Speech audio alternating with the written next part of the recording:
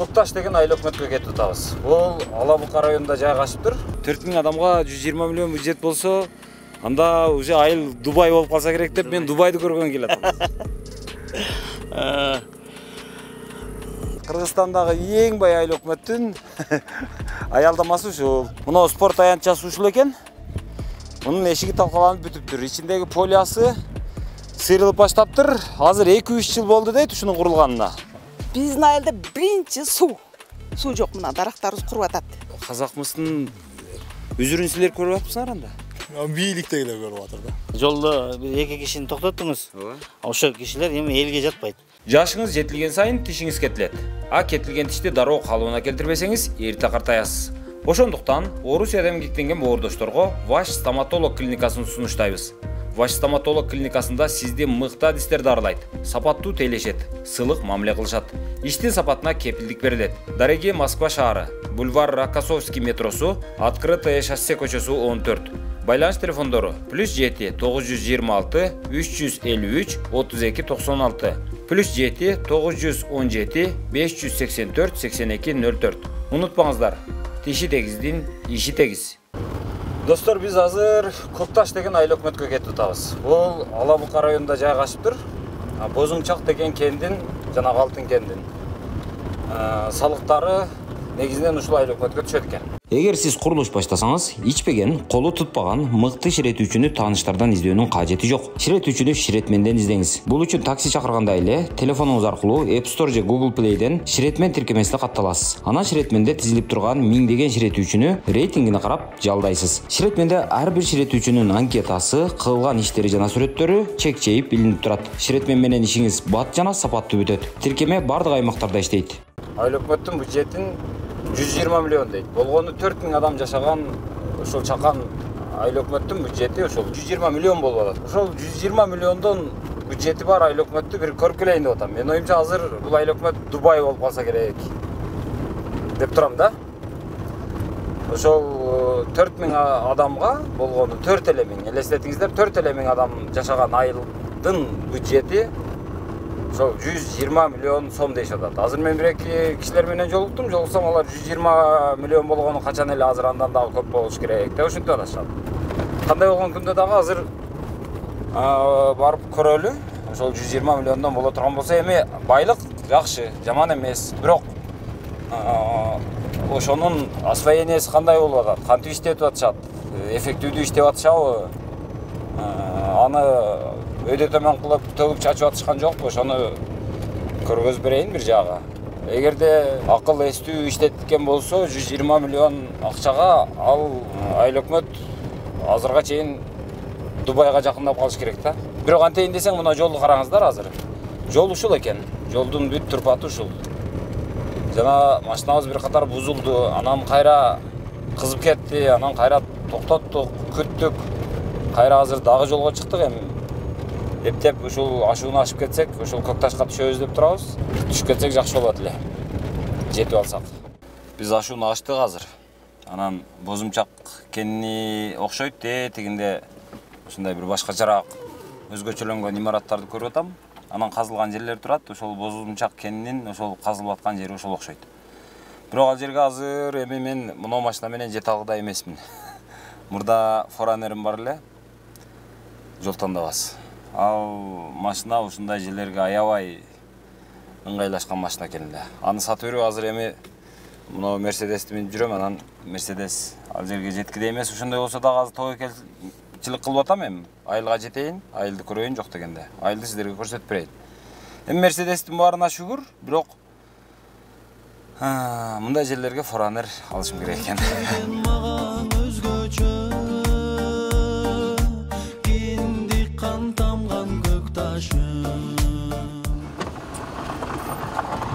Assalamu alaikum.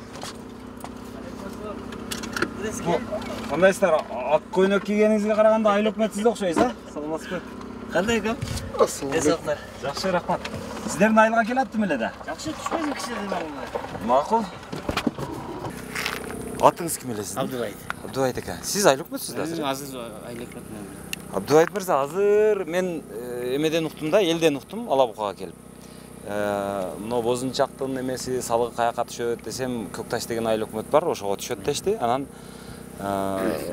эң бай айыл өкмөт деп айтышты да. 120 миллион бюджети бар дейт. Анан азыр бир экөөнөн сурасам андан дагы көп дейт. Бирок 4000 эл адамыңыздар бар экен дейт.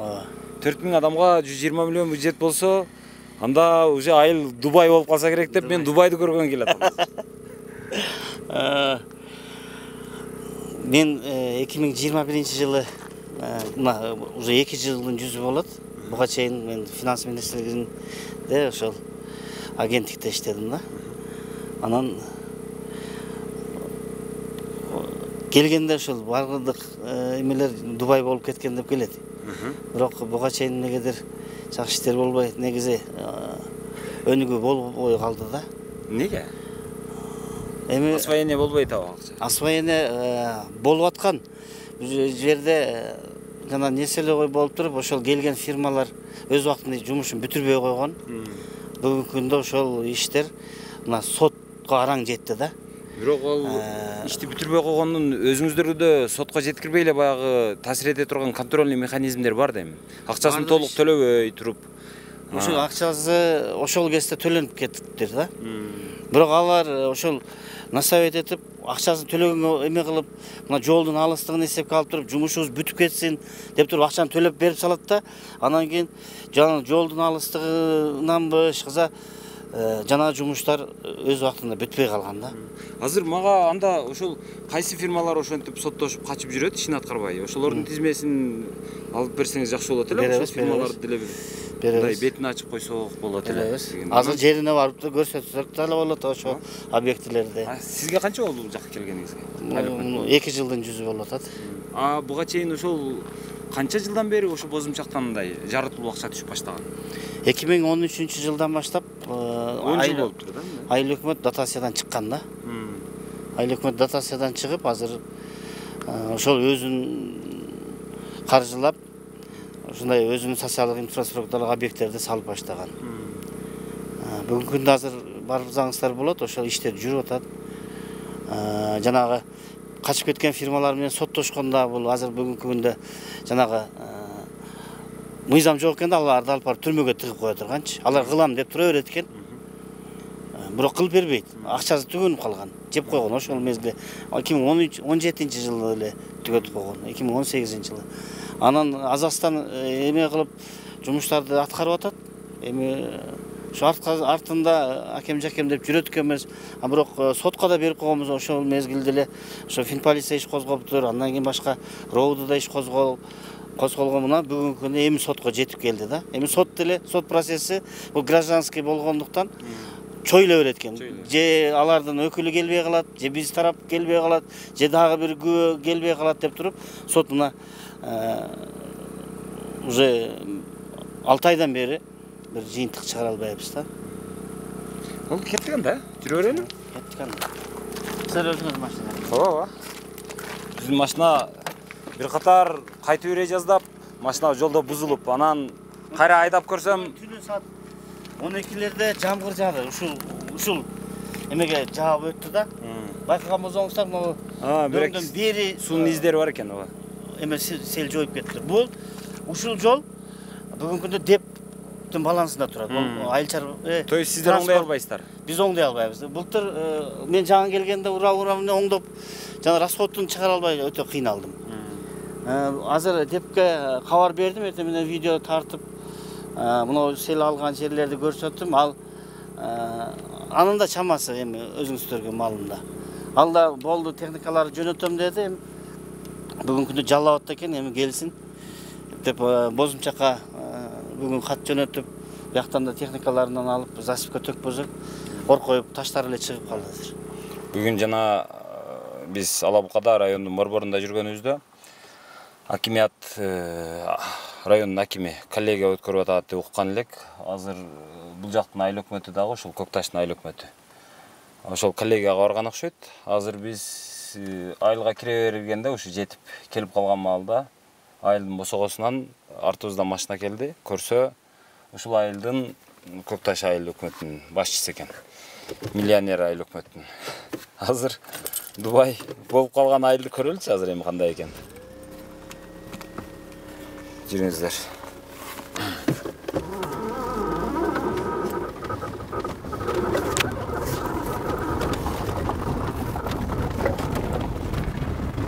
Негизинен бул айыл жанагы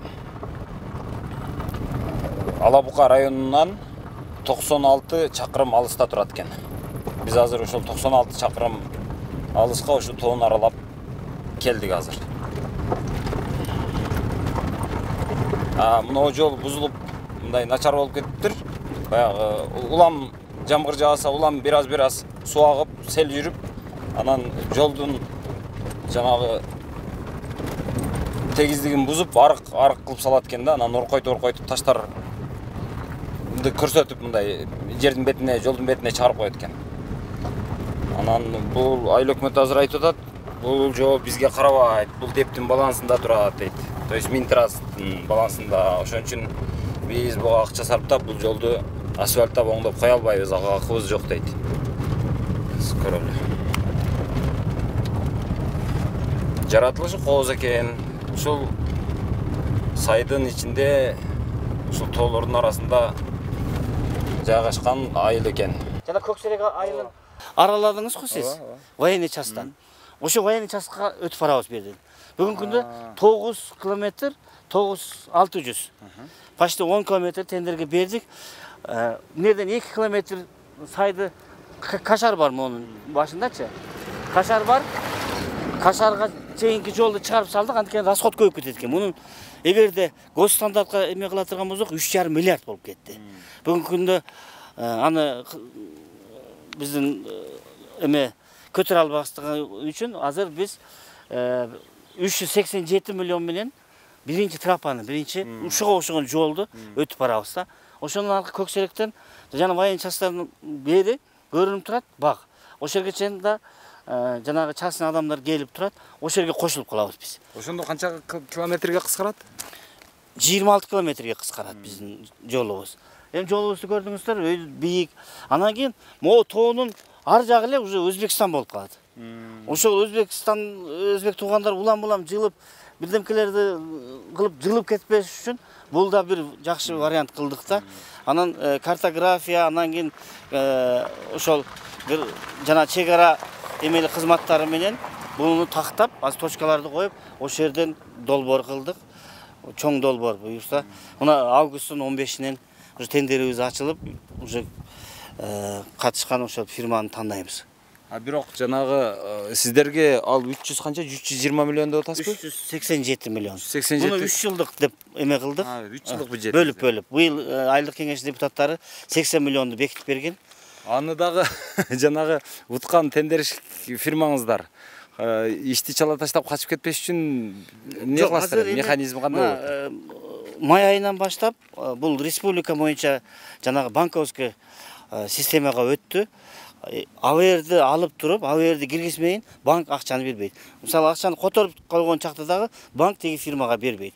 Фирманын бул банктын эмеси жакшы жери зарплатасын зарплатадай, прочийсин прочийдай, транспортко берчү чыгымды, анан кийин строительствого кетчү чыгымдарды банк эле ошол Кудай буйрса сметадагыдай кылып берип турабы ошондо? Ошондо сметадагыдай кылып берет. Кандай болсо ошондо.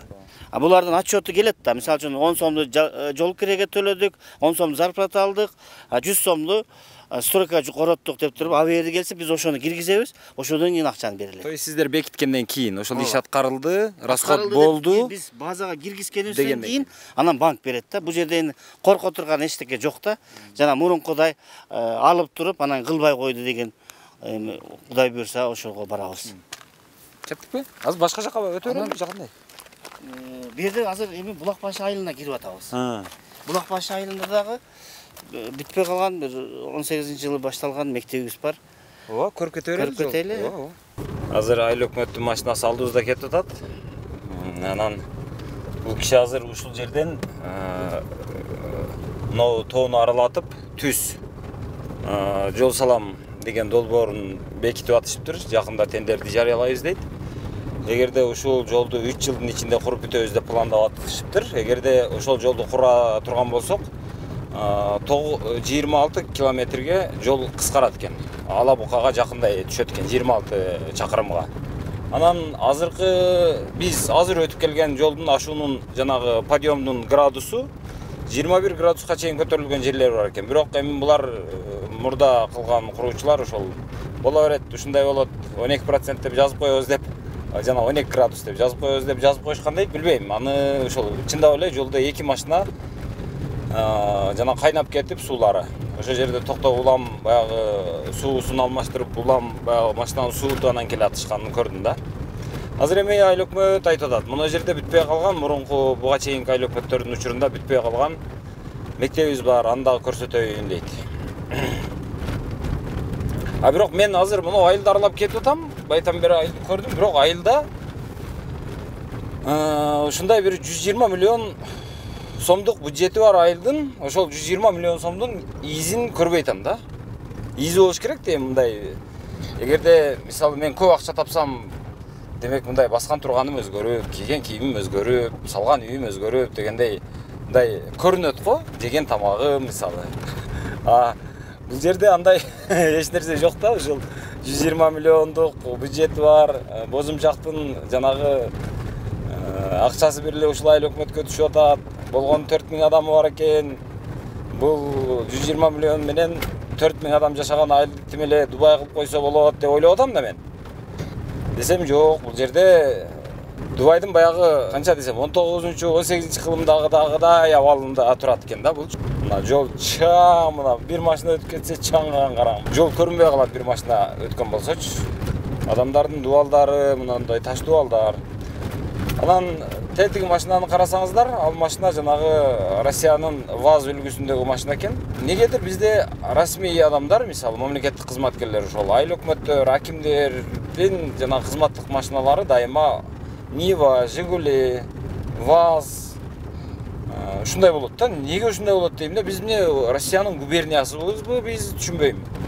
Эмне үчүн мындай тоолуу аймакта ушул айыл өкмөттүн мисалы кызматтык машинасы эмне үчүн мындай Япон үлгүсүндөгү жол тандабас болбойт, же Америка үлгүсүндөгү жол тандабастардан болбойт, мисалы Chevrolet же болбосо Toyota же мисалы жок эле дегенде корейлердин жол тандабастары бар. Неге ошолорду албайбыз дагы? Келип ушул орустардын ушул эптеп-септеп жасаган машиналарын алабыз деп мен таң калып атам да. Ошону алганыбызды, ушул орустардын машинасы биздин тоолуу аймакка мыналар жарабаса дагы ушуларга ушул ВАЗдын ушундай үлгүсүндөгү машинаны берип коебуз. Анан шаарлардагы, шаарга жакын, тегиздикте жайгашкан айыл өкмөттөргө Ниваны берип коебуз орустардын. Эмне үчүн ушундай кылабыз, мен түшүнбөйм. Биз Россиянын губерниясыбызбы? Биз дайыма орус автопромун колдоп, дайыма аларга жакпаса дагы алардын товарларын алып, алардын соодасын жүргүзүп турушубуз керекпи дейм да. Түшүнбөйм ушуга. Биз эркин мамлекетпиз, өзүбүз билебиз, өтүгүбүздү төргөлөбүз дейбиз. Андай эч нерсе байкалбайт да мындай иш жүзүнө келсең. Кечээ жана Лавров дегени чыгып алып, кыргыздар өзүнүн тилине басым жасай баштаптыр, орус тилин жери баштаптыр деп, биз мындай боло турган болсо сөзсүз чара көрөбүз деп тим эле мындай катуу билдирүү жасаптыр. Азыр ушунчалык да бизде ушуну эл деле биз деле түшүнбөй атканыбыз мени аябай өкүндүрөт. Мисалы орустар канчалык ошол тепкилеп аткан сайын мына биз орустардын ошо товарларын алып атабыз. Орустар түзгөн жанагы Евразиядын курамына ошо бизге жакпаса дагы кирдик, баягы Бажы союзу ага деле кирдик. Ошондо деле биздин товарыбыз өтпөй атат, товарыбыз Россияга жетиши аябай азап тозок болуп атат. Алар мынантип болбогон бир сапаттагы машиналардын чыгарып атса, анысын деле алып атабыз, Нивасын деле алып атабыз. Мындан бир 40-50 жыл мурун чыккан Нивасы азырга чейин эч өзгөрүүсүз чыгып атса дагы, азыркы замандын талабына таптакыр жооп бербесе дагы биз аны сатып алып атабыз. Ошондо дагы биз орустарга жакпай атабыз. Эжелер, саламатсыздарбы? Кандайсыздар? Менин атым Идрис. Сиздердин айыл өкмөтүңүздөр Кыргызстандагы эң бай айыл өкмөт экен. То есть 120 миллион бюджети бар экен, болгону 4 миң адамга. Анан азыр аялдамаңыздарды көрүп, анан токтодум да. Эже, сиздерде айыл өкмөттө эмне бир иштер болуп атабы? Ооба, айыл өкмөт болгондон бери анча өзгөрүш болду биздин айылыбызда. Эмнелер болду? жаңы сууларды коюп берип атыр. То есть таза суу чыкты азыр. Ар бирге кирдиби? Жок. Анан Нерлерге өзүнчө стадиондор түшүп атыр. Мына жерге стадион түшүптүр, а? Бул жерге келип ойнойсуңарбы? Ооба. Эркектер ойноп атышабы, жок деген? Балдар келип ойношот. Качан түшкөн бул? Жарыктыктар түшүп атыр. Жол чекелер. Качан түштү? 2-3 жыл болуп калды. Мына аялдамаңыздарчы? Аялдамалар анча эле болду. Канча болду? Билбейм кайсыл болуп калды. Жыргап атыпсыздар анда? Ооба, жакшы эле болуп атыр жашообуз. Жакшы? Жакшы. Мындан жакшы болушу мүмкүнбү? Болушу мүмкүн. Канткенде болот? Жакшы иштесе бул жакшы болот да. То есть, демек анда азыркылар буга чейинкилер жакшы иштебептир да анда, туурабы? Жок, эми бардыгы ким эле жакшы иштебейт, бүтүн бардыгы иштешет да. Өздөрүнүн ишине жараша иштешет да. Бирок мындан да жакшы кылса болобу? Эми өздөрүнө жараша да. Айыл өкмөтүңүздөрдө өзү мынау бозумчак кенинен аябай көп акча түшөт экен. Кабарыңыз барбы өзү? Канча акча түшөт? Билбейм, кабарым жок андай. Айтпайбы сиздерге? Билбейм, мен чогулуштарга катышпайм. Чакырабы өзү? Чакырылат. Чакырса да барбайсызбы? Барбайм мен. Неге барбайсыз? Биздин үйдөгүлөрдөн барышат, эми биз барбайбыз да. 120 миллион бюджети бар. Кыргызстандагы эң бай айыл өкмөттүн аялдамасы ушул. Так, азыр эми сиздерге жүрүңүздөр. Наркы эмени дагы көргөзөйүнчү мынау стадионду. 120 миллион бюджети бар айыл өкмөттүн курган мынау спорт аянтчасы ушул экен. Мунун эшиги талкаланып бүтүптүр. Ичиндеги полиясы сыйрылып баштаптыр. Азыр 2-3 жыл болду дейт ушунун курулганына. Үстү жабылбаптыр. Аптапта эч ким ойной албайт. Бул жер өзү шамалдуу жер экен. Сиздерге кандай угулуп атат билбейм. Мына жерлери айрылып баштаптыр. Мунун астына деле кум себилбептир, баягы жөнөкөй шагыл төшөлүптүр. Азырынча жакшы эле окшойт. Өтө деле жана мындай жерлер бар экен, монтип чөгүп кеткен. 3 жылда ушинтип чөгүп баштаптыр. Мына жактары чөгүп айрылып баштаптыр. Анан мынага окшогон зымдары монтип четинен сөгүлүп, зымдары чыгыптыр. Муну монтип жип менен байлап коюп, эптеп кармап турушат экен. Бул жагындагы мына жип менен кармап коюптур. Бул жагындагы ушул пресс баягы шпагат жип менен эптеп карматыптыр. Бардыгы, дээрлик бардыгы колдон түшөйүн деп калыптыр. Эмне үчүн бизде сапаттуу курулуш кылбайбыз? Мындай стандарт эле спорт аянт экен, өтө деле чоң эмес, өтө кичинекей эмес. Ушул канча акчага бүткөнүн сурап берейин. Мына жердеги мына отургучтары дагы болгону 3 отургуч коюлган экен, ошол 3 отургуч дагы азыр талкаланып калыптыр. Муну кандай кылып койгон экен? Жөн эле тизип койгон окшойт муну. Алып келип эле.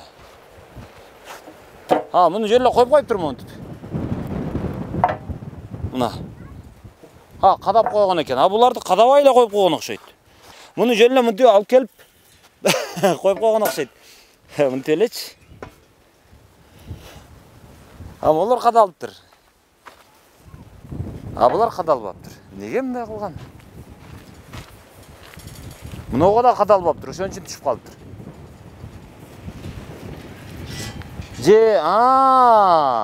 Эми түшүндүм. Көрсө, бул мынтип турбайт экен. Бул мынтип турат экен. Так. Мынтип койсоңуз, анан ошондо үстүнө мынтип кадашкан экен. Бизде эч качан мындай түбөлүктүү деп бир дагы нерсени түбөлүктүү деп кылбайт экенбиз да. Азыр мен мынау эмеңиздерди көрдүм да, спорт аянтчасын. Бул качан салынган? Сизге чейинби же сиз салгансызбы? Жок, мага чейин салынган. Бул 2000 такка айта албайм, где-то 2018-жылы салынган го. Ошо салынып, муну Некстрой деген бизде знаменитый фирма болуптур. Некстрой. Некстрой 2 стадион салган ушундай. Андан башка дагы бир чоң объекттерди 24 орундуу больница, 90 орундуу бала бакча, 5 километрге электр чубалгыларын тартуу долбоорлорун ошол фирма утуп, стадиондорду көрүп өзүңүздөр көрдүңүздөр, 90% бүтүргөн да, 2 стадион тең ушундай. Акт прем передач болгон эмес. Бирок акчасы төлөнгөн. Акчасы төлөнгөн, ооба. Толук. Толук төлөнгөн. Анда буга дагы иш козголгонбу фирмага? Ошол тушунда иш козголгон да, бул Финполиция тарабынан козголгон. Анан Бүгүнкү күндө жыйынтыгы эмне болуп бүттүп, токтоп калган да. кайра акчасы возмещение болгон эмеспи? Эми ал кезде эми 2016-жылдагы долбоорлор да буларчы. Так эмеси жок менде. Цифралары жок, мун кызыккан деле жокмун. Анткени булар мына 90% бүтүп мына ишке берилгени үчүн буларды азыр пайдаланып атабыз да.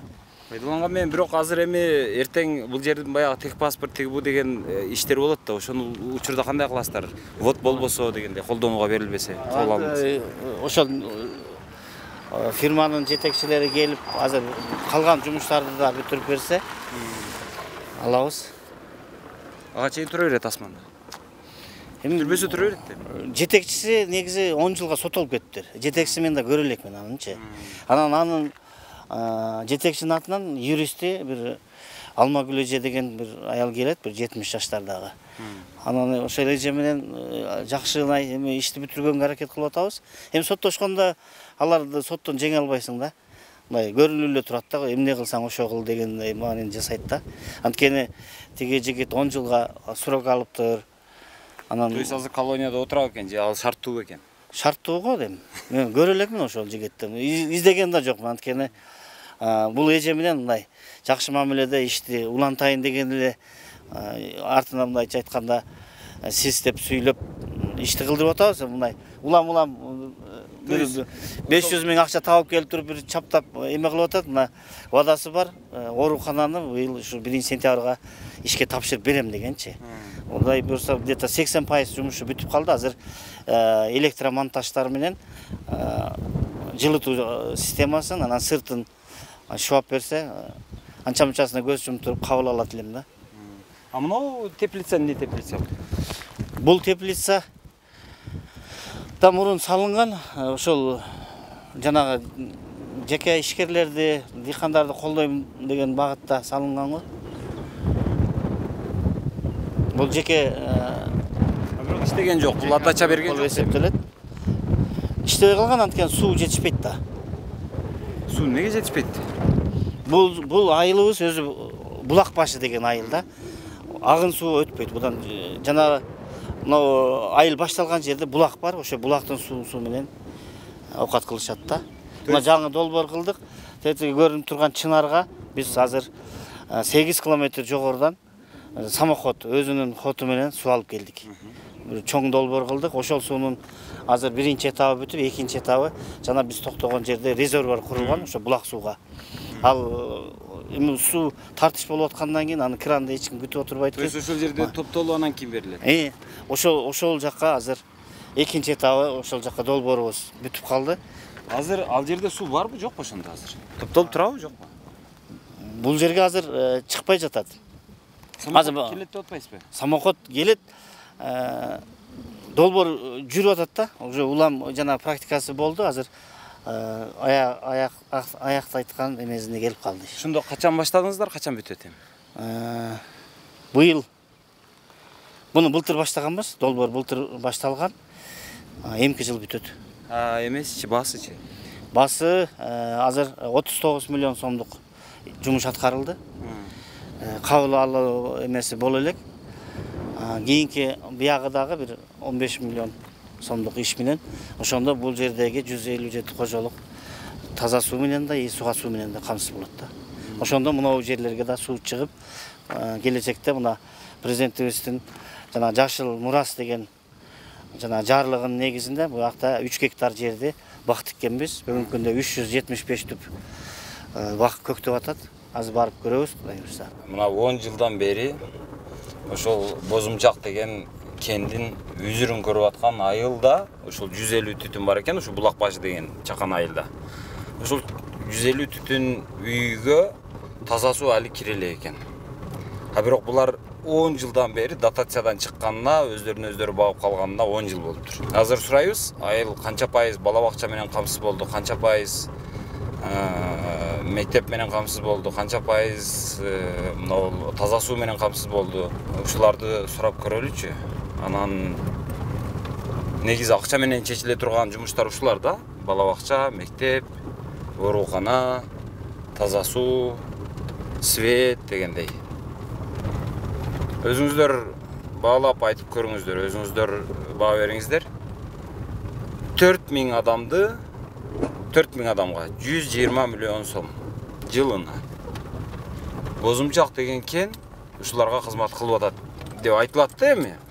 120 миллиондон берип турган нерсени ошол освоение кыла албай чачып төгүп отурат окшойбуз азыр. Негизи ушинтип жатып кен иштетүүнүн кереги барбы деп деле ойлоп кетесиң да ушундайдачы. Себеби кенди казып атышат, анын пайдасын кимдир бирөөлөр көрүп атат. А бирок кендин чыныгы ээси, түпкү ээси болгон эл ушунун пайдасын көрбөй, сезбей келатканы аябай өкүнүчтүү да. Кыргызстандагы эң бай айыл өкмөттүн тургуну экенсиз. Ооба. Өзүңүздү кандай сезип атасыз анан?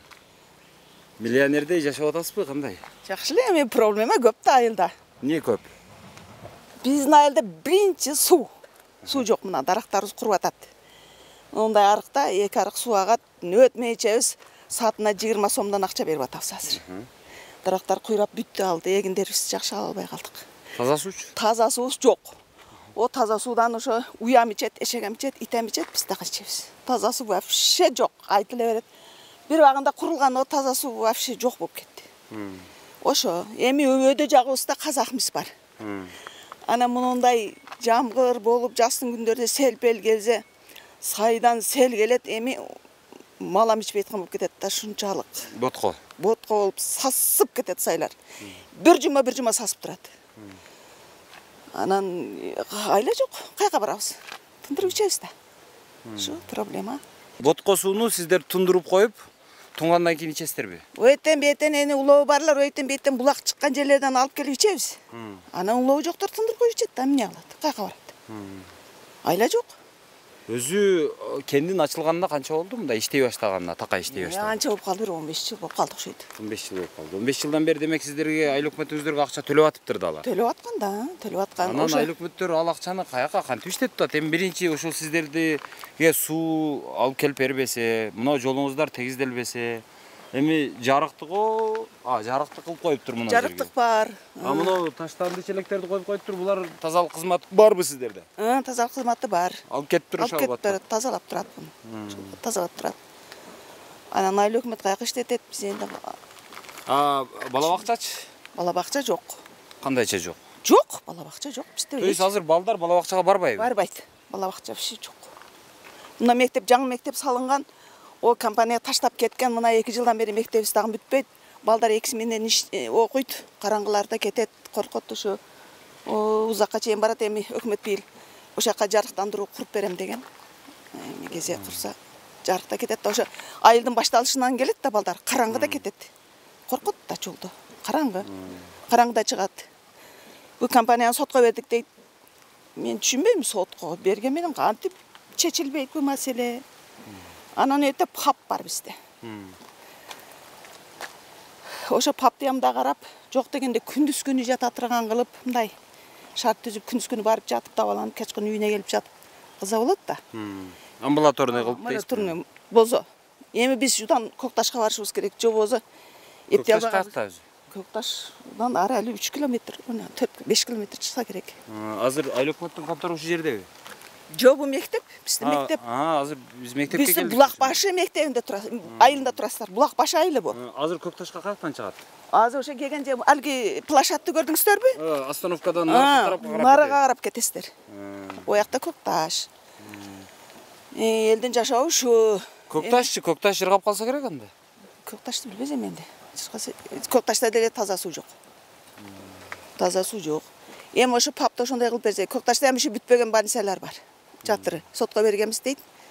Жаңы өкмөт мен эскиге жооп бере албайм дейт. Ону ким курат? Макул эжет ушу. Анау айтам ошо казакыбызга биринчи башталганда энди биз мындай кендердин жанагы болуп иштеп кетип мындай жардам беришин билген эмеспиз да. Карапайым эл бир айылдын ичиндебиз. Анан ошо башта сөзүндө айтылган Bulak başı ayılı en kıyın ahvalda şu bizden ayıldan kendin başı. Bulak başıga 1-2 yıl işlegenden keyin zavod kurulup bitkenden keyin уже taşışты başlagandan keyin компенсация төлөп беребиz деген. Бирок ол кагазды алып кетти, оны сүрүштүргөн адам болбоду. Одан айыл өкмөттөр өзгөрдү. Эми азыркы мына жаңы өкмөт эми 1 жыл болду иштегенине, 1 жылдан бери иштеп атат. Şu биздин жашоо ушундай. Буга чейинки айыл өкмөтүңүздөр өздөрү байып кеттиби анан? Kim bilet, мен байсы байып кеткендир да. Ошо Адилбек деген таза суу куруп берем деп курган оны этке. Ол чала болуп калды, бошоп кетти, шымен жок болду. Ол деле жок болду. Таза суу. Азыр энди бизде сугат суу аны айттым, сугат суу ама шу. Мына шу суубуз. Азыр өтмөй ичип атабыз. Биздин суу ичкенибизге 15 күн болду. Дарактар уже мына куруй баштады. Дыйканчылыктарыбыздан эптеп алып сабыр кылып отурабыз да мен. 20 сомдон акча төлөйбүз сатына. Мейли төлөсөк мейли, эртерээк кезде мындай дарактарыбыз курбай жакшы болуп калат эле дейм да. Жеке? Кандай кыласызбы? Мына эмеде сизди азыр мында көрүп аябай байып кеткен аял экен деп эң Кыргызстандагы бай аялдан интервью алайын деп. Баймын, ден соолугум жакшы баймын. Ден соолук болсо байлыгы ушу да. Өзү негизи мына айылдын эли баары эле бай дешет го. Бир 4000 адамга 120 миллион сом акча түшөт экен. Бай болуп үйүңүздөрдө эмне бар эми? Бардык нерсе бар, шүгүр. То есть Ден соолугубуз бар. Жок, бала бакча жок. Суу? Таза суу жок. Анан сугат суам жок. Сугат суам жок энди, сугат сууду энди алам. Мен кезекте ичип атырык болуп туруп. Жолуңуздар жолубузду көрүп келгендирсиңер жакшынакы. Айнектен көрдүңөрбү, ушундай жолдорубуз бар. Шампунда жууп атыптыр. Машиналарды тез баллондорун жаңылап турабыз. Жакшы да. Акча көп. Акча көп. Көптүк нече. Тез ремонт кылып турасыздар машинаны. Мен силерди угуп келдим. Мен чынында эч жак үнүм жеткизе албадым. Бир жетип өксүгүм келип, ыйлагым келет. Неге? Мен эрим группадагы индивидуальный менин неберелерим колунда чоңойгон. Şu mektepte okudu, mektep salındı degende men mektepke balдарым алып келгем, неберем шакаттарга алып кетип калган элем неберелерим. Бу жерде балдар ууланып азаям текшерилбейт. Кандай мектеп кантип ууланат? Менин неберем ууланды быйыл кышта. 3-чү класстагы неберем ууланып системаларды алды. Мектептин директору тоготуп да койгон жок. Зато поводу бошотсун десе, бошоткон да жок, кайта ордун житип атыр, калаган нерсени алып келип сатат, калаган нерсесин коет. Биз такай ата-энелер арстанса долуга чыгабыз. Жаманга чыгабыз. Ушунчалык мен мына аялдар женсебети буга да айтканмын. Ушундай болду, эч ким тоготподу. Мына биздин булак башынын ата-энелери бир атадан таркагабыз. Кусту лешнесе болду деп. Бир эле бала ууландыбы же массалык ууланды? Бардык эле болгон деп. Мен неберем көп жеп койгондон бу кус албастан, ол реск кус албастан үйгө барып, кус албастан ыстымалап көңүл майын деп жаткан доктурду сразу чакырганмын. Өкүлдөткөнмүн. Бир жумадан кийин кайра ооруп калып, врачка көрсөтсөк, ууланган нерсе жеп койгон, ашказана зыян эткен, нервтерине зыян эткен деп кайрадан лечение алдырдым. Энди эми райондун арак үчүн биз ушул жердеги докторлорго алдырабыз да. Ушуну айтсам деле директорубуз тоготкон жок. Буларга бал эмес, бул биздин директорубузга акча керек. Мен айта берем, мен апарып калам, таштасам айта берем. Бал катын акчаны каяктан алат айлыктан башка? Калаза катынны пряник алып келип сатат, калаза колбаса алып келип сатат, калаза кочу бүт нерсени алып келип сатат. Майли оны алып келип сата берсин. О жеген пряникин, печеньясы дымдалып калган печенье экен. Печеньядан ууланбайт экен. Мен сурадым деди. Мына райондон чогулуш келген экен. Келсем, ой жайт ууланат деди. Мен кайненеме алганымда деди, печеньяны ушунда ассам деди, жыртына туруп койт деди. Баны итке салганыбызда ит жыттап койгон жок деди. Ууланат деди. Неме ууланбайт экен деди. Ошентип мойнуна алган жок директорубуз. Но ошо мектепте дагы эле балдарыбыз окуп атыр. То есть тамагашты, тамагаш курук берет. Ондакай тамак жок. Жөн эле печенье. То есть ошонун бардыгы ошол эми тамагаш деп эсептеп кое берели. Тамагаш ушул жердеги соода директордун колунда. Директордун колунда, аялы повар. Ушентип ушундакай нерселер болду. Мен колубузда жок үчүн биз эч жак карсын албадык. Нарак бере карсын албадык. Бирок мен районго билдиргем, кызымын неберем жат үкөл алып аткан жериндегинден жөнөткөм сүрөттөрүнө чейинчи. Бирок кайрадан бошойт деди, бошобой эле колунан эч нерсе келбеди. долы қатынарға өзінен ашарақ долланып өзің дәм басылып қалады деген сөздерінен мұқтым да директордыңчы. Мұндай директордың бізге керегі деле жоқ, жындачы. Мәлі туғандар қолдай берсін. Реально іштеш керек. Мен деген директор болуы, өкмөт болуы, президент болуы қарапайым елге бірдей болуш керек. Мұны ыйлап кезі мұны қараш керек, мұны ыйлап кезі мұны қараш керек. Мен туғанды мұны көттірім, мұны таштабаш керек. Балаңыздың аты фамилиясы қандай? Тәрбекова Әсел. Биыл 4-ші класстың оқушысы болды. Азыр жоғарыда жайлауда отырышады. Мақұл, рахмат. Мектеп оқшайды, бұл ішке берілген емес пе? Берілген емес. Неге? Бұл 2019 салынды да. 2019 салып, 2019 жылы ішке беріліш керек болчу. Жаңағы профессионал еместердің себебінен берілбей қалған. Себебі профессионал емес емелер подвалды көм салған да бұларчы. Ошондай подвал қылатырған, жақсы помещение бола тұрған нәрсені көмдіріп салып тұрып, көмдіріп салғанда аны су құйып тұрып, засыпқаны су құйып, штоп травмовать етіш үшін су құйып ұрып салғанда жаңағы құрғабай ным болып полды теу берген да. Пол азыр қандай? Азыр көресіздер, пол жарақсыз да. Қандай, сіз директорсыз бе? Қандай, жақсы бе? Аялыңыз жүрөбү? Қанта атат? Аялыңыз қанта атат? Иштеп атабы? Иштеп атат. Не иш кылат? Повар. Ашпозчу. Сіз директор болсоңуз, аялыңыз повар болсо, бирөөнүн баласы уланып калса, сиз чара көрбөйт экенсиз анда. Чара көрөбүз, эмне көрбөйбүз? Көрбөпсүз го? Азыр мына бир катын ыйлады мага. Жак ал, просто ал не? Жок, айтып койсоңуз, ал айтып атат да, анын медициналык справкасы бар экен. Ушул жерде ушундай болду дейт. Ага чара көрүлүп, жок дегенде кечирим сурап, көңүлүнө алып койсоңуздар болбойбу? Кечирим суралган, ал ошо аял ошондой өзү аялчы. Ошондой кылып, просто мага каршы. Сизге неге каршы ал? Мурдатан душмандыгыңыздар барбы? Жок, душмандыгыбыз жок. Ушу мени бошо койсуң, сен ушул жерде директор болуп жүрө бересиң деген максатта ошондой болуп атат. Уюшулган нерсе ал, уюшулган нерсе. Мага карата уюшулган. Сиздин дагы оппозицияңыз бар экен да? Оппозиция бар ошо. Болот, любой жерде оппозиция. Каядан киребиз? Бул 4 жылда жанагы состояние кетип баштады. Техникага берели деген алдыга. Мына жерге суу көлдөп калат окшойт, а? Мына жердики кайда? Мына жерден чөтөт. Мындан агып бул жака түшөт. Бул дефекттерди активировать этип, ошо подрядчикке бердик. Анан ортодогу эмелерди дагы чечишип, мына азыр сметасын бүгүн бүтүрүп келатам. Ал кайсы фирма болгон бул? Бул Акжол курулуш деген фирма, Акжол курулуш. Өзүнүн тушунда Подрядчик ошол бу же субподрядчик бар? Подрядчик ошол. Ген подрядчик. Да.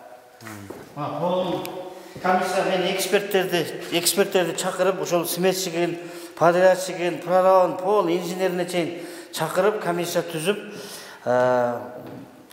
мына июндун 10-унда келдик го, Анан быйыл келип, могу полдорду ошондо көчүрдүк анан. Мыналар чирип кеткен, пөпөнөктөгөндөрүн. Бул өзү жанагы шпунтованный, жанагы эме жакшы полдон коюлган экен өзү. Жакшы полдон коюлган. Болгону айттым го, профессионал эмес балдар иштегендиктен мону подвалды көмгөн топурак менен. Үстүнө суу чачып туруп, анан үстүнө полду каап салган да. Полду жакшы мыкты каккан, бирок тилекке каршы монтип көтөрүлүп кетти. Мына карасам, мына полдор тебириптир да, мыналар. Пол ушин тейип чыгып кеттир да эми, Азамат? Бардык бөлмөлөр ушундай болгон. Бар бөлмөш. Бул азыр эксперттер дагы пол жарабайт деген тыянак чыгарып берди. Азыр полду жаңыдан кактырган болуп атабыз. Алар макул болушту аны, мойнуна алыштыбы? Мойнуна алышты. Ошол кездеги кошумча иштери болгондо ошол кезде макта стадионду 6 метр кошкон экен, ошонун разницасын алиге чейин ала албагандыктан алар кылбай койгон. Биз тараптан акча берилишин күтүп жүрөт. Биз акча бери албайбыз. Акчаны ошондо алып алган да. Анан бүгүнкү күндөгү эксперттер ашканабы? Мындагы ишиген. Бул астынан көтөрүлүп тепкенби бул дагы? Ошо бар ашын.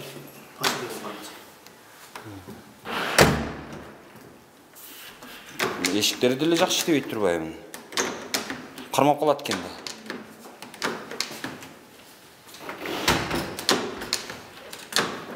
Бул дефекттерин ар бирисин деталине чейин жазганбыз. Жазып, Кирбейт ошойт. мына бул стадиондун 6 метр тышынан көрсөтөм. 6 метр эмеге кошулганда дополнительный работа үчүн анан баягта тоогуну оюп киргендигине биздин акча жана проектти каралбай калгандыктан ала албай калыптыр ошол кезде. Бүгүнкү күндө ошол акчаны алар талашат. Биз могу полду оңдоп бер дейбиз, ошо менен анан өткөндө ошентип комиссияны келип туруп алар менен бир тыянакка келгенбиз. Эгерде разница сумманы алар биз төлөп бере турган болсок, алар могу кемчиликтерин устранить ете турган болгон. Ошондо канча сумма жөнүндө талаш канча сумма жөнүндө болду? Где-то 3,5 миллион боюнча. Алар 4,5 миллион дейт, 4 миллион 600, а биз 3 Ошол болгону тоону оюп, топурагын алып койгон үчүн башка да жумуштары бар буякчы. Азыр долбоордо каралбай калган. бул жер долбоор боюнча биринчи баштапкы долбоор боюнча 18 метр болгон экен узундугу. Анан кийин булар кошуп дагы 6 метрди коштуруп ошол 24 метр кылып бересиң деп ошондо мындай кошумча жумуш аткарылган экен. Азыр эми фирма айтып аттыр, макул, менин каталарым үчүн ошол жанагы полдорун, башкаларын кемчиликтерин кайрадан өзүм кылып беремин. А бирок силер мына кошумча кылынган ишке 3,5 миллион акча төлөп бересиңер деп аттыр. Мына ошондо анан баягы конфликт чечилет. Андан башка да бар. Бул 6 метрден башка дагы кемчилдүү жумуштары бар. Буякта туалетти бүтүрүп бериш керек болчу, 6 очко туалетти. Анан кийин котельный дагы бүтпөй калганда. Азыр дефекттерин дагы көрсөтөм сиздерге. Бирок ошонун баардыгы ошол 3,5 миллион менен чечиле турган болуп атабы? Ооба. А өзү бул канча жалпы метр квадрат канча болду? Квадратурасы? Аянты канча азыр? Мектептин директору катары сиз билесизби? Мен да азыр кагазы проект болуш керек да, проект болгон. Проект ондо турат го. Ошондо Проекттен чыгат да бул. Мына жерде жазып коюп атпайбы? Ну шош койт го 618 метр квадрат. Ооба. Общий площадь 618 квадрат метр. 618 метр квадрат.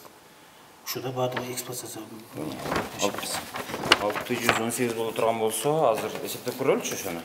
Суммасы 18 миллион дедиңизби? так айтайын да. Силерге камерада түшүп калат. 18 миллионду бөлөбүз. 618. 618ге. 29 миң сомдон болуп атат. 29 миң сомду бөлөбүз азыр. Азыркы ошо малда курс канча эле? 80 75 беле 80 сомдон кылып көрөйүнчү. 364 доллардан болуптур метр квадрат. 364 доллардан болгондо мындай кымбат деле эмес, арзан деле эмес, нормалдуу эле болгон экен өзүнө. Бул ошо кошулбай турганда мезгилде экен да бул. Кошулганда. Ооба. Кошулганда. Ягынан ачып чыгып кете алабызбы? Кассалар ушунда. Колдор жакшы эле кол алынган негизи. Негизи муну астында шамалдата турган эмеси менен алынган экен колдор. Бирок ушунда туура эмес. Какканбы же?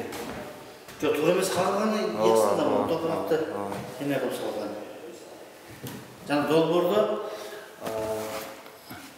мунун астына мынау эмелерди дагы өтө начар койгон экен да, мынау опораларды дагы. Опорасы эчтеке эмес. Негизи долбоордо Бул эртең эле чирийт да, чиригенден кийин отуруп калат да мынаучу. чирип бүттү да, уже бул жарабайт да, бакта астылары эме болуп бүттү да. Бул полду полный сымать этип кайрадан эме кылыш керек. Булго өзү негизи мынау көбүнчө мынау материал листовин өзү. Суунун ичине коюп койсоңуз деле чирбейт негизи. Бирок муну алып туруп кайрадан обработка кылып кайра колдонуп коюш керек. Же өздөрү апарып башка жака колдонобу, өздөрүнүн жумушу дейм. Бирок муну жыгачтар менен колдонгон. Бул листовин. Муну суунун ичине коюп койсоңуз суунун ичкен сайын бышат деңчи. Бая айтканда 18 миллион деп адашкан экен булар. Жалпы кошумча иштери үчүн ошо маалда эле кошулуп 24 миллион болуп бааланып, акчасы төлөнүп берилген экен. Азыр эми биз бая 18 миллионду эсептебедикпи? Азыр эми 24 миллион деп эсептеп көрөлү. 24 миллион. Бөлөбүз 618 квадрат метрге, 618 чарчы метрге. Бөлсөк 38 миңден тура келип атат. 38.800'дөн. Аны бөлөбүз, ошо малда бир 80 сом деп көрөлү, доллардын баасын. Ошондо 485 доллардан болгон экен метр квадраты.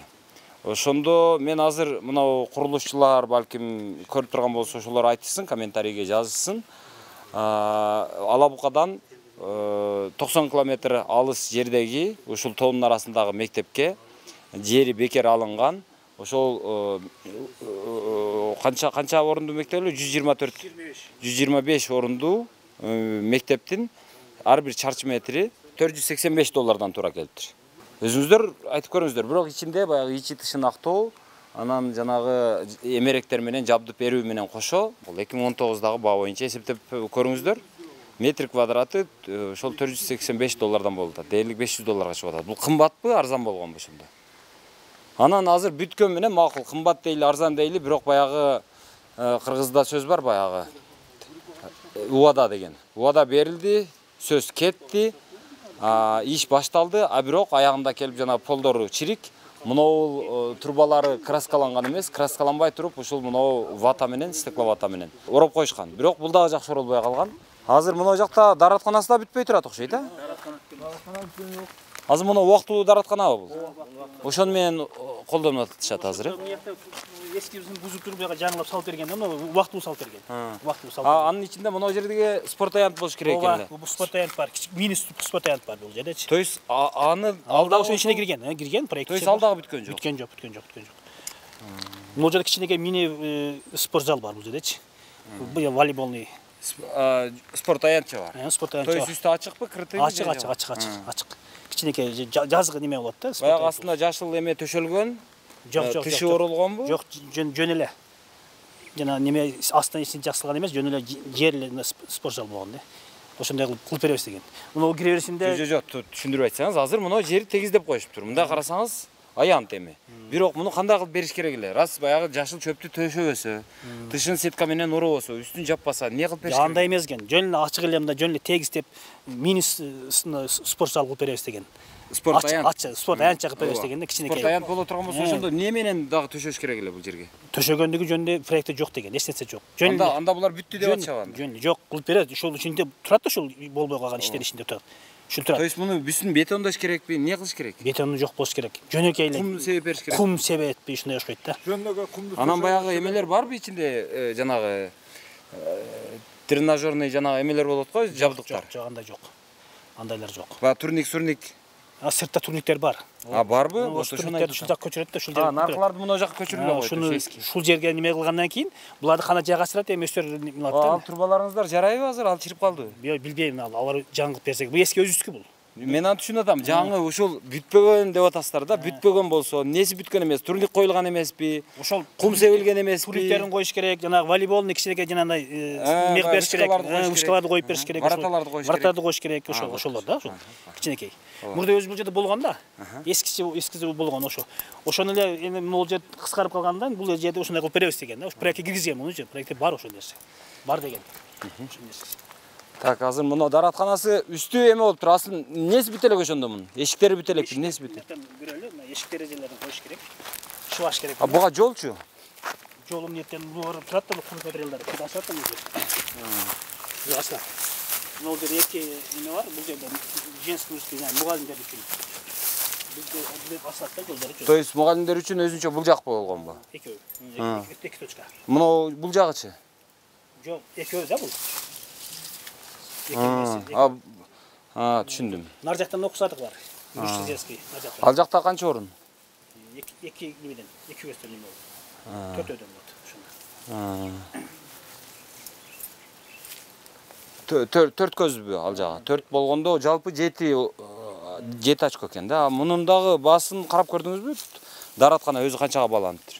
Жок, аны көргөн эмес. Общий кылып атат да булар. Жалпы эле сумманы карап атат. Ошо ичинде бар да, 24 миллион ичинде бар бул барчы.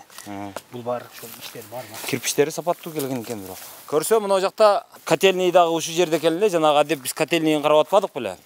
Котельныйын бул жагы көмүрканасы экен. Бул жагы ошо котельныйдын өзү экен. Бул жака суу резервуары курулуп, ошодон анан мынау мектепке тартылып кетиш керек экен. То есть ага мынау жерден бирге окшойт, а? Бул эски корпусту дагы, жаңы корпусту дагы ысытабы ошондо? Жаңы корпуска эле өтүп кетет. Жаңы корпустун өзүнүкү, мына биздики эски өзүгү бар. Эскинин өзүнчө печкасы бар. Булар ошо төлкө эле жаңы корпустук эле. Ошондо бул канча класс? Толук мектеппи бул? Толук орто мектеппи? Толук орто мектеп. Бирок азырынча 11 класс азырынча жок, азыр 9 классча болуп атат, 3-4 жылдан бери. 11 класска баланын саны жетпей калып аткан. Кай кетиш балдар башка кетип калды? Окуу жанагы 11 класска 10дан ашып кала болуш керек экен. Бизде андай болбой атат да. 9 бүткөндөн кийин колледжге кетип калып атат. Окуй койгондой болуп атат. Ошо негизи балдар кыскарып кетип, азырынча ошол 9 жыл деп коюп калды. 9 жылдык. 9 жыл болуп калды. Эми буюрса 11 жылды кылабыз. Азыр балдардын саны улам барган сайын көбөйүп кетти энди. Улам барган сайын көбөйүп атат. Жылдан жылга көбөйдү. Жок, мына жакта сиздер ушинтип баягы бир курулуш келсе, ал курулуш болуп аткан болсо, ал канча аянтка болуп атат, канча аянт канча сомдон бүтүп атат, даараткана кылынып атса, анын тереңдиги канча болуп атат, ошого окшогон деталдарга кызыкпасаңыздар. Демек жакшы мына жерде бир ишти уюштурбасаңыздар, бул жерде жаштар ушул жерде калып, ушул жерде билим алайын дебейт да.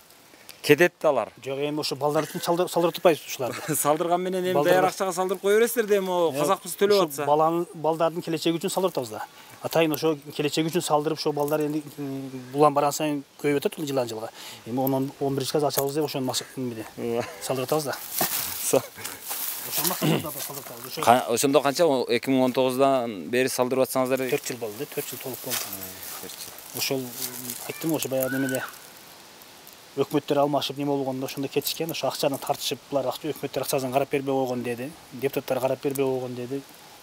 Депутаттар акчасын карабай туруп кантип тендер жарыяланат? Ал кошумча работанын акчасын бербей койгон атпайбы азыр? Ошо бербей кой шылтоо менен кеткен булар. Ошо акчаны бербей кой деген шылтоо менен кетет. Кыскасы азыр могу котельный да бүтө элек экен. 24 миллион сомго. Мына мектептин квадрат метри $486 бааланып, бирок азыр котельный бүтө элек экен. Дааратканасы бүтө элек экен. Мына котельныйден ошол жанагы мектепке туташтырылган трубасы краскаланбаптыр, жөн эле үстүнө жанагындай стекловаттан чаптап коюштур, бирок ал дагы уже колдон чыгып баратыптыр. Пол шишип кетиптир. Пол шишигенден айрым эшиктер ачылбай калыптыр. Кыргыз ушинтип курулуш курбаса, анда биз кыргыз эмес болуп калабыз. Биз башка, биз анда немис болуп кетебиз да. Ошон үчүн биз немис болуп кетиштен Кудай сактасын бизди. Биз кыргыз бойдон калышыбыз керек. Кыргыздын иши дайыма ушундай чала, дайыма ушундай мындай кемчиликтери менен болуш керек. Ушул жерде жашайсыз да сиз? Ооба, жашайм. Мына казакмыстын ачылганына канча болду? 10-15 жыл болуп калды. 15 жыл. 15 жылдан бери эмне жакшылыгын көрүп атасыздар ушулардын? Бир зыянын тартып атырык да. Эмне зыян? Мына суу зыян. 2 күндөн бери сел келет, суу сапсары, сарала болуп атыр. Ага чейин сарала болуп акчы эмеспи? Жок, ондо деле карайт, ошондо деле күн жылда көктөмдө ошондой. Эрте жазда жылда сел келген убакта ошондой. Мал суу ичпейт сайдан. Булактан ташып келебиз. Таза суу түшүрүп берген элге, мына таза суу жок. 3 жылдан бери. То есть таза суу келген жок? Жок. Азыр сиздерде таза суу жок? Жок. Кендин ачылганына канча 15 жыл болду? 15 жыл. 10 жыл 15 жыл болду, макул. 10 жыл эле деп коелу. 10 жылдан бери сиздерге таза суу келген жок? Жок. Жолуңуздар жыргатпаптыр? Жолду көрүп атырсыз. Ооба. Мына мектебиңиздер бүтпөптүр? Ооба. Бала бакча барбы жокпу бул жерде? Курулат деген ошо наркы сайга. Бала бакча жок. Жок. Анан анда силер кандай десем, бул казакмыстын үзүрүн силер көрүп атпсыңар анда? Бийликтегилер көрүп атыр да. Биз көрбөй эле бийлик көрүп атыр. Биз жашап атырык да, ошондой күндө өзүбүздүн жашабыз. Сиз билесизби, айыл өкмөттүн бюджети канча экен? Айтат энди жылда эле о жакта абек бүтүрүп атыр, бу жакта бет. Жок, негизи канча экенин билесизби? Жок. Эмнеге билбейсиз? 42 миллион иштеп туруп, бу жака дейт. Мен өзүм жеке кызыкчылыгым менен жашайм. Жок, бирок сиздерде айыл өкмөт башчысы мисалы мындай жыл сайын келип, ой урматтуу туугандар, келиңиздер мына мектептин алдыга чогулуңуздар мына булак башы.